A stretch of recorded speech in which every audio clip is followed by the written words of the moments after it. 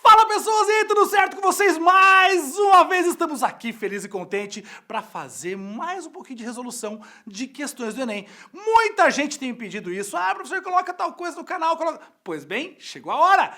A hora do quê? Hora de resolver questões de literatura do Enem. Olha só, literatura, você vai estar pensando assim, professor, finalmente literatura, isso, finalmente literatura pro Enem. A gente vai resolver questões do Enem de literatura. Mas é óbvio, né? Óbvio, como eu tenho feito nessas nossas aulas de resolvendo o Enem, eu não vou fazer sozinho. Não, trouxe um cara especialista em literatura, um cara que sabe tudo de literatura, não só do Enem, literatura do Brasil, do mundo, do universo todo, do planeta galáxia. Meu grande amigo, professor Gabriel Félix, vem pra cá, Gabriel.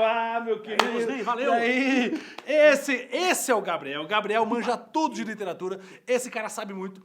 E olha só, Gabriel, antes de poder falar um pouquinho das questões de literatura, me conta um pouquinho aí. Literatura no Enem, o que eu posso esperar dessa literatura? Vai ter, tem que saber trovadorismo, classicismo, o que cai de modo geral, assim, um panorama geral das questões de literatura. Então vamos lá. Olá, pessoal. Vamos preparar para o Enem questões de literatura. E qual é o melhor caminho para fazer isso? Conhecimento geral dos períodos literários. Basta um conhecimento geral. Porque a prova do Enem, vai trabalhar especialmente com a leitura do texto literário. Então, não tem como fugir disso. É a leitura e a compreensão do texto. E isso pode aparecer de que maneira? Por meio de textos literários que vão ser a base de todas as questões. E muitas vezes, mais do que o conhecimento do período literário, é importante saber ler e compreender na questão as características do período. Então, olha que sensacional. Agora você vai ter dicas reais de como entender, como resolver as questões de literatura do Enem para poder ficar mais suci que nem mousse. Gabrielzão, contigo, meu velho. Então vamos lá. Daqui a pouquinho eu volto. Não foge não, hein? Vamos lá. Então vamos lá, então. Começando, moçada, literatura Enem. Como já falamos aqui nessa introdução com o Noslen, temos a leitura do texto literário e outra situação que é própria do Enem. A relação do texto literário com a linguagem artística da pintura, da escultura e da arquitetura. E isso é muito possível você acompanhar por meio das questões e fiz uma seleçãozinha aqui de alguns testes para fazer um pouco dessa linha do tempo dos períodos literários do Brasil. Então vamos começar pela nossa questão número 1. Você já vai ver, como toda questão do Enem, um texto base para ser a referência da questão. Vamos lá, primeiro texto, Carta de Pero Vaz de Caminha. Vamos ler junto? Andaram na praia, quando saímos 8 ou 10 deles, e daí a pouco começaram a vir mais. E parece-me que viriam este dia à praia 400 ou 450. Alguns deles traziam arcos e flechas que todos trocavam por carapuças, ou qualquer coisa que lhes davam. Andavam todos tão bem dispostos, tão bem feitos e galantes, com suas tinturas que muito agradavam. Então, após esse texto verbal, vem agora uma pintura de Portinari. Vamos dar um tempinho para você reparar na pintura. E, como falei, atenção, porque o Enem gosta muito dessa relação com o texto verbal com a pintura, a escultura, e nesse caso a pintura do Portinari. Repara nela e a partir de agora vem as questões. Vamos a elas. Vamos lá, questão, aqui, chegou. Pertencentes ao patrimônio cultural brasileiro, a Carta de Pero Vaz de Caminha e a obra de Portinari retratam a chegada dos portugueses ao Brasil. Da leitura dos textos constata-se que... Vamos ver a alternativa A. A Carta de Pero Vaz de Caminha representa uma das primeiras manifestações artísticas portuguesas em terras brasileiras e preocupa-se apenas com a estética literária. Essa alternativa A, vamos conferir, certo ou errado? Vamos lá? Errado! Porque temos aqui quais fatores para colocar em questão? Manifestações artísticas. Vamos lembrar que as cartas dos colonizadores, lá no período quinhentista, não têm finalidade artística. A Carta de Pero Vaz de Caminha, vamos pegar a principal delas, é apenas uma finalidade de contar para o rei o achamento da terra. Por isso, sobre os textos desse período, fica ligado com esse detalhe. Não possui finalidade artística, finalidade estética, por isso errada a letra A. Vamos para B. A tela de Portinari retrata indígenas nus com corpos pintados, cuja grande significação é a afirmação da arte acadêmica brasileira e a contestação da linguagem moderna. Absolutamente errado. E por quê? Portinari é pintor do século XX, do modernismo. E ele, justamente por ser moderno, ele vai contra os padrões acadêmicos e tradicionais de arte. Beleza? Vamos para a letra C. A carta, como testemunho histórico-político, mostra o olhar do colonizador sobre a gente da terra. E a pintura destaca, em primeiro plano, a inquietação dos nativos. Esta é a nossa resposta certa.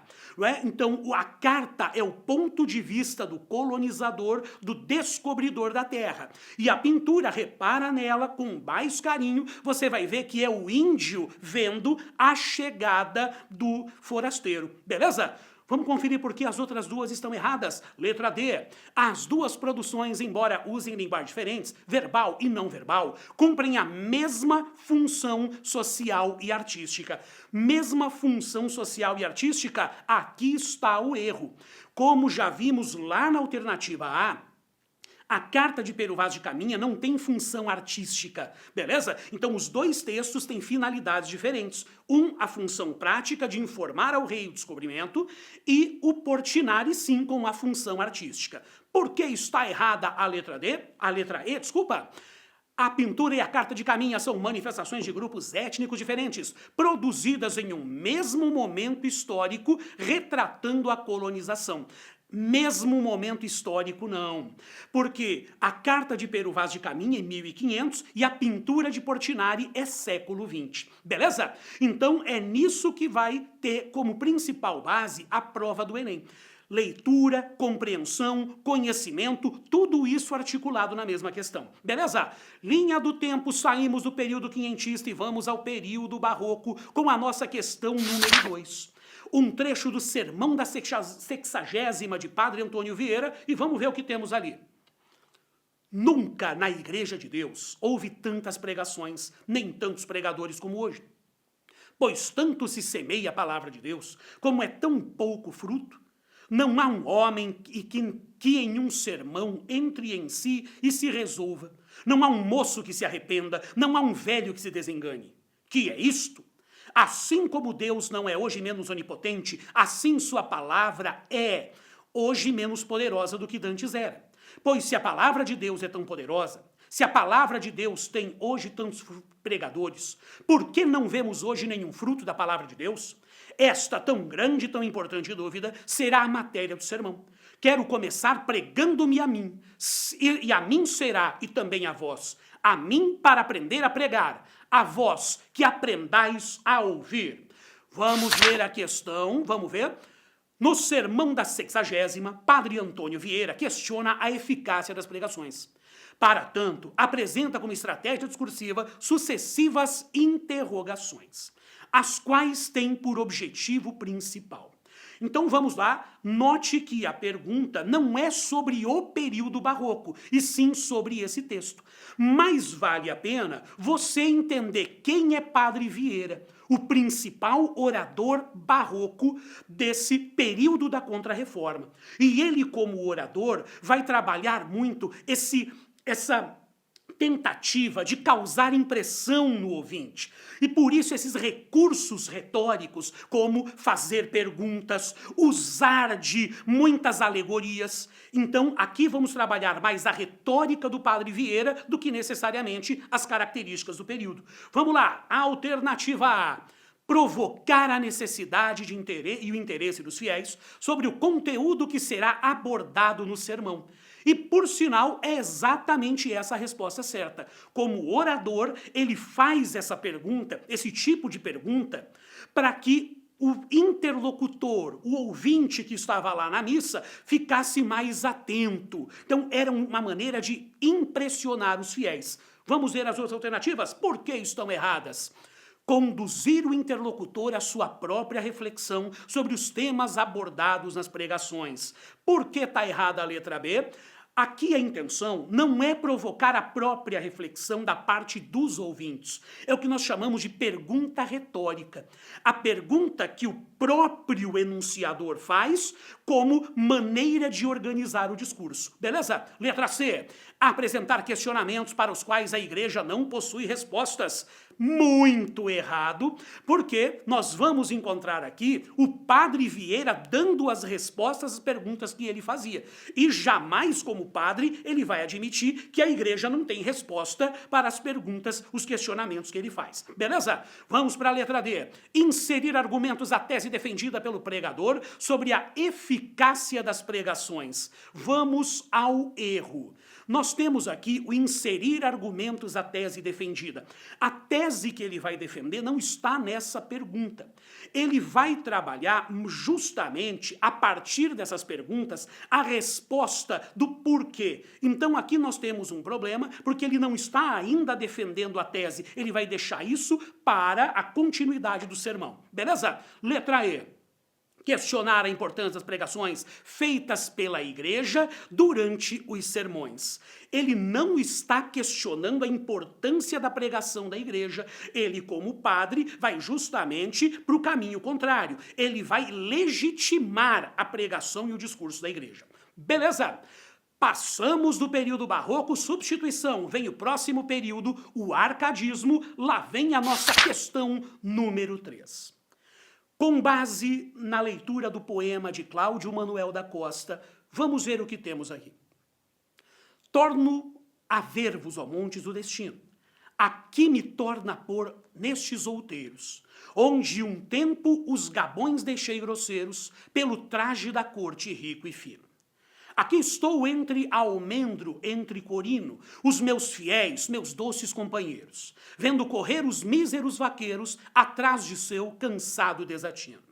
Sei o bem desta choupana pode tanto, que chega a ter mais preço e mais valia, que da cidade o lisonjeiro encanto. Aqui descanso a louca fantasia, e o que até agora se tornava em pranto, se converta em afetos de alegria. Então, a partir desse poema de Cláudio Manuel, vamos ver o que a questão traz para nós. Considerando o soneto de Cláudio Manuel da Costa e os elementos constitutivos do arcadismo brasileiro, assinale a opção correta acerca da relação entre o poema e o momento histórico de sua produção. Vamos à letra A. Os montes e outeiros, mencionados na primeira estrofe, são imagens relacionadas à metrópole, ou seja, o lugar onde o poeta se vestiu com traje rico e fino. Errado, porque os montes não fazem referência à metrópole, trabalham o campo, o ambiente pastoril próprio como a referência do período Árcade. Então, errada a letra A. Vamos para B. A oposição entre a colônia e a metrópole, como núcleo do poema, revela uma contradição vivenciada pelo poeta, dividido entre a civilidade do mundo urbano da metrópole e a rusticidade da terra da colônia. E, por sinal, aqui está a nossa resposta certa. Lembramos por quê? O arcadismo é um período após as tensões barrocas. E por isso valorizava-se mais a vida tranquila, simples e equilibrada. E esse tipo de vida é mais própria para os árcades no campo. Então a vida longe das cidades é a ideal. Só que Cláudio Manuel da Costa tem uma característica diferente dos demais poetas do arcadismo. Ele, por ser o mais velho da turma, ele faz a transição do barroco para o arcadismo. E por isso é normal nos poemas dele você encontrar essa contradição própria do barroco, essa divisão entre essa vida na cidade e essa vida no campo. Então ele, embora muito Árcade, ele carrega essa dicotomia, ele carrega esse dualismo próprio do barroco que se vê aqui no poema. Beleza? Vamos para a letra C e vamos ver por que ela está errada. O bucolismo presente nas imagens do poema é o elemento estético do arcadismo que evidencia a preocupação do poeta Árcade em realizar uma representação literária realista da vida nacional. Toma cuidado, porque, embora o bucolismo seja uma exaltação da vida no campo, você vai lembrar que isso é exaltação, isso é idealização e não uma tentativa de mostrar a realidade da vida nacional, beleza? O bucolismo idealiza a vida no campo, idealiza a vida pastoril. Vamos lá? Próxima! a relação da vantagem da choupana sobre a cidade na terceira estrofe, é a formulação literária que produz a condição histórica paradoxalmente vantajosa da colônia sobre a metrópole. Vamos tomar cuidado, porque reproduz a condição histórica paradoxalmente vantajosa da colônia sobre a metrópole. Embora o arcadismo valorize mais a vida no campo do que a vida na metrópole, qual é o problema aqui? É que a referência da pergunta é a condição histórica do século XVIII, na qual o Brasil é colônia e Portugal é a metrópole. Então a vantagem histórica é da metrópole sobre a colônia, beleza? Então aqui temos um problema que é mais na pegada da interpretação e da contextualização histórica. Segue o jogo, letra E. A realidade do atraso social, político e econômico do Brasil colônia está representada esteticamente no poema pela referência na última estrofe à transformação do pranto em alegria. Então, cuidado, a realidade do atraso social, político e econômico do Brasil colônia está representada esteticamente no poema na referência da última estrofe da transformação do pranto em alegria. Pera, a alegria, neste caso, não é manifestação de atraso, ok? Então, cuidado com esse detalhe e terminada a questão número 3. Beleza? Se você me perguntar quais são os períodos mais importantes para o Enem, o que é que mais caiu até agora? Você vai prestar atenção em 2 períodos especiais. Romantismo em segundo lugar e o modernismo em primeiro lugar. E sobre o romantismo, vamos, por meio da nossa próxima questão, dar uma olhada nessa pintura de Vítor Meirelles, e ela é um bom exemplo de como o romantismo aparece bastante no Enem. Vamos lá? Olha o que a questão traz a respeito dessa pintura, vamos a ela. Pertencente ao romantismo, a obra de Vítor Meirelles caracteriza-se como uma. Nas alternativas, nós já temos a letra A, a nossa resposta certa, descrição dramática da guerra. Letra B, inclinação ao retrato nacionalista, estilização das revoltas populares, construção da identidade brasileira e representação das obras francesas. O que é que mais caiu sobre romantismo até hoje na prova do Enem? É o romantismo com base em 2 características. Primeiro, a forma como eles idealizam e dramatizam a vida. A forma sonhadora como o romântico exalta os seus temas e a maneira como o romantismo trabalhou a construção de uma identidade nacional.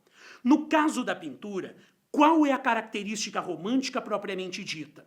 É mostrar a guerra de forma idealizada, heróica, dramatizada. Por isso, a letra A é a nossa alternativa, principalmente pela sua característica de mostrar a guerra de forma heróica, beleza? E por isso, entre a letra A e a letra D, é a letra A que prevalece como característica da pintura romântica, a exaltação, mostrar a guerra de forma heróica. Beleza? Então, atenção, romantismo é boa pedida para o Enem, cuidado com o nacionalismo romântico e cuidado com a forma sonhadora de enxergar a vida. Beleza?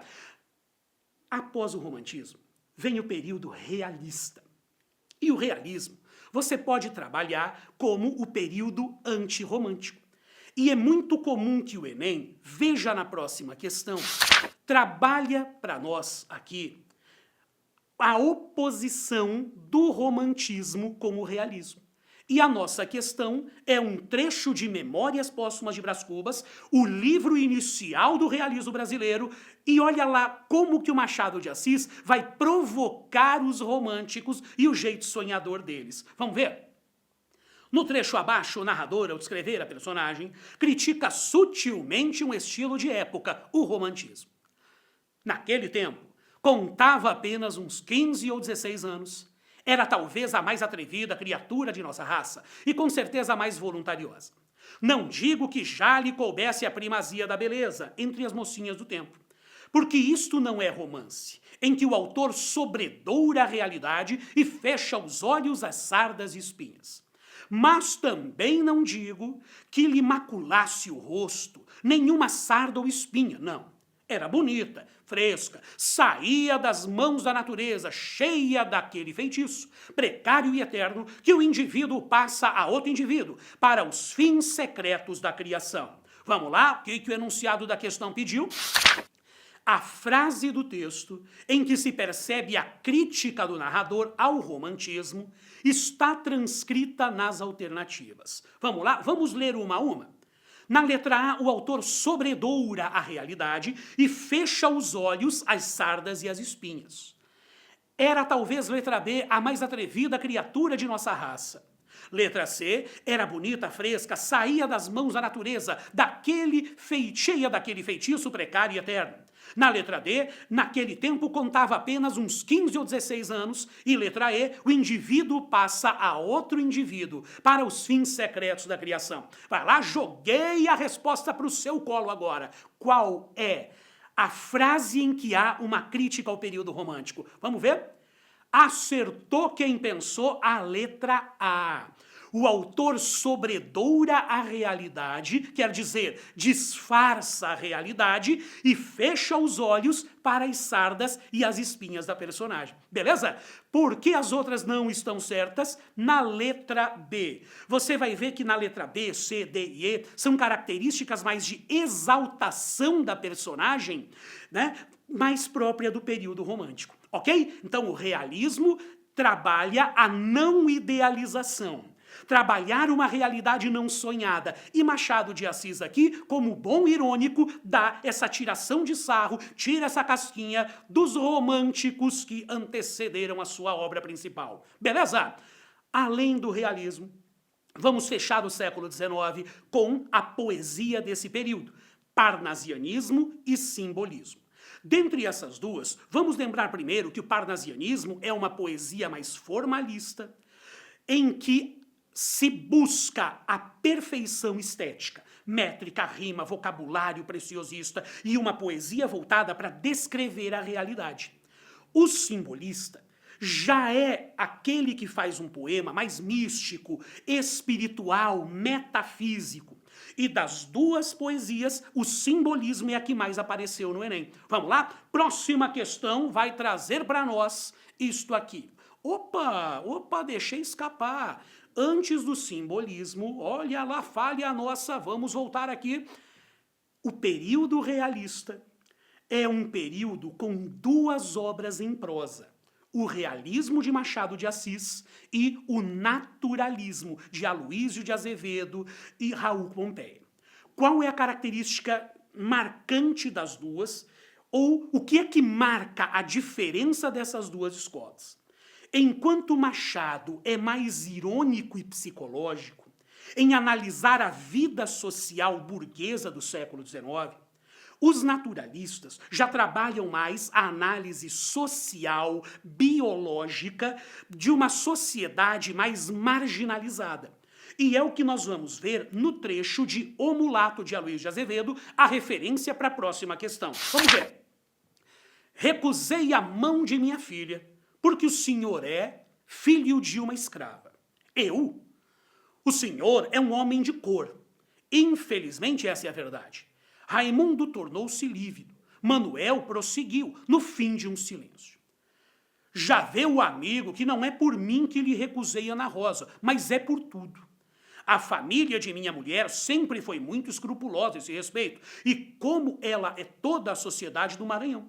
Concordo que seja uma asneira, concordo que seja um prejuízo tolo. O senhor, porém, não imagina que é por cá a prevenção contra os mulatos. Nunca me perdoariam tal casamento, além de que, para realizá-lo, teria que quebrar a promessa que fiz à minha sogra, de não dar a neta senão a um branco de lei, português ou descendente direto de português. Como eu disse para vocês, nesse trecho nós vamos ver uma análise social de classes sociais marginalizadas, e você vê isso também pelo próprio título, O Mulato. Então, nesse trecho em que se vê esse preconceito velado, que você conhece também hoje em dia, nós vamos perceber o quanto não é por mim, mas a sociedade é assim. O que a questão pediu? Vamos ver. influenciada pelo ideário cientificismo naturalismo, a obra destaca de modo como o mulato era visto pela sociedade no fim do século XIX. Nesse trecho, Manuel traduz uma concepção em que, letra A miscigenação racial desqualificava o indivíduo. Então, olha aqui nossa resposta certa. Então, ser mulato, miscigenado, isso desqualifica. O trecho já deixa isso bem claro. Beleza? Letra B. Condição econômica anula os conflitos raciais. Errado. Por ser mulato, né? Ser mulato é a principal característica que desqualificava. Então aqui não importava a condição social. Continua. A discriminação racial era condenada pela sociedade? Condenada não. Era praticada pela sociedade, embora velada, como se vê no discurso do trecho. A escravidão negava o direito da negra à maternidade. Aqui temos uma completa bobagem, porque o texto não trata essa situação, beleza? E a união entre mestiços era um risco à hegemonia dos brancos. A união entre mestiços, não, mas a união entre mestiços com os brancos. Por isso, errada a letra E. Beleza? Agora sim, voltemos para a poesia do século XIX. Então, entre os parnasianos e os simbolistas, nós temos esta questão cárcere das almas e, pelo próprio título, é possível perceber o misticismo, a espiritualidade simbolista. Vamos a ela. Toda alma num cárcere anda presa, soluçando nas trevas entre as grades, do calabouço olhando imensidades, mares, estrelas, tardes, natureza. Todo se veste de uma igual grandeza, quando a alma entre grilhões as liberdades sonha e sonhando as imortalidades, rasga no etéreo o espaço da pureza. Ó almas presas, mudas e fechadas, nas prisões colossais e abandonadas, na dor do calabouço atroz funéreo, nesses silêncios solitários graves, que chaveiro do céu possui as chaves para abrir-vos as portas do mistério. Então vamos ver aqui um poema místico, ligado à espiritualidade próprio do simbolismo, e vamos ver o que a questão número 7 pediu para nós. Vamos a ela. Os elementos formais e temáticos relacionados ao contexto cultural do simbolismo, encontrados no poema Cárcere das Almas de Cruz e Souza, são. Vamos lá, alternativa A opção pela abordagem em linguagem simples e direta de temas filosóficos. Você que já tentou ler um poema simbolista alguma vez, conta pra mim. Linguagem simples e direta.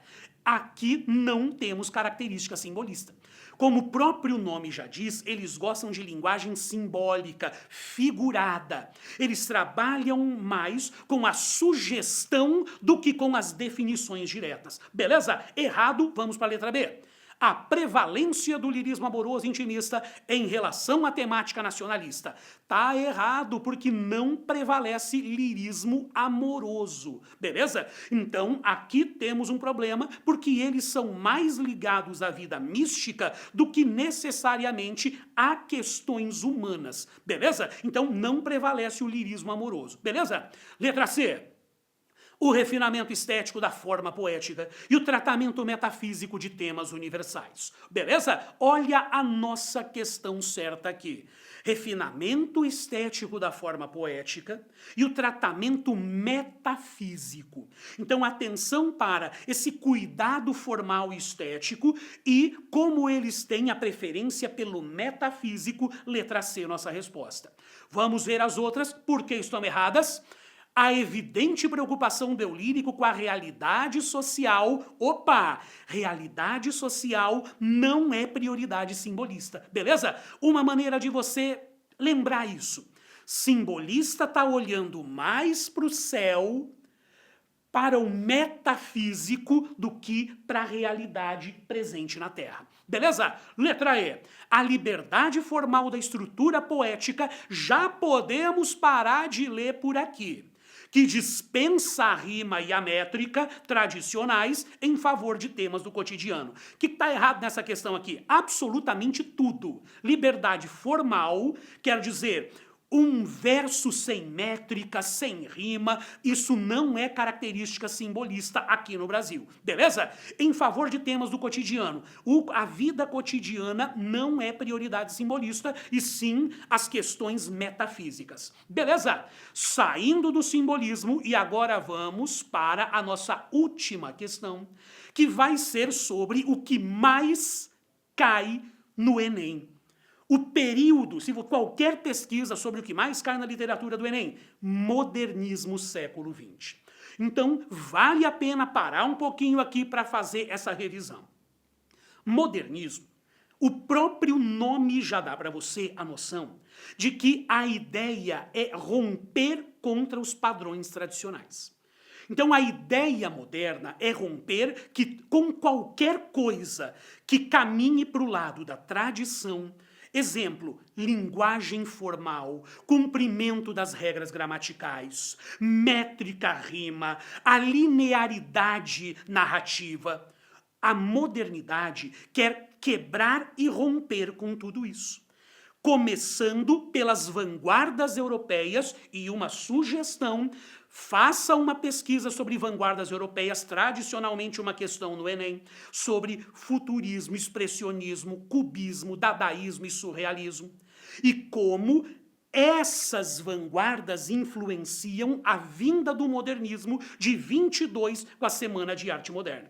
Vamos ver como é que a ideia aqui é romper com a tradição? Tudo começa pela nossa próxima questão, que tem esta obra, e você vai olhar, nossa, mas é só uma roda de bicicleta, é um aro de bicicleta. Essa é a ideia. Quando o nosso modernista tenta trazer um objeto comum do dia a dia, eleva isso para a condição de obra de arte. Qual é a ideia? É questionar os valores tradicionais da arte. E muitas vezes, isso é marca de vanguardas europeias, por meio do deboche, né? É zombar a arte clássica por meio dessas brincadeirinhas, beleza? Olha o que a questão vai pedir para nós. Vamos lá. Texto número 2, Marcel Duchamp. Ao ser questionado sobre seu processo de criação de ready-mades, Marcel Duchamp afirmou: isso dependia do objeto. Em geral, era preciso tomar cuidado com o seu look. É muito difícil escolher um objeto porque depois de 15 dias você começa a gostar dele ou a detestá-lo. É preciso chegar a qualquer coisa com uma indiferença tal que você não tenha nenhuma emoção estética. A escolha do ready-made é sempre baseada na indiferença visual e, ao mesmo tempo, numa ausência total de bom ou mau gosto. Então, o autor desta obra traz essa justificativa e aqui está a base da próxima questão. Vamos ver? Relacionando o texto e a imagem da obra, entende-se que o artista Marcel Duchamp, ao criar os ready-mades, inaugurou um modo de fazer arte que consiste em designar ao artista de vanguarda a tarefa de ser o artífice da arte do século XX.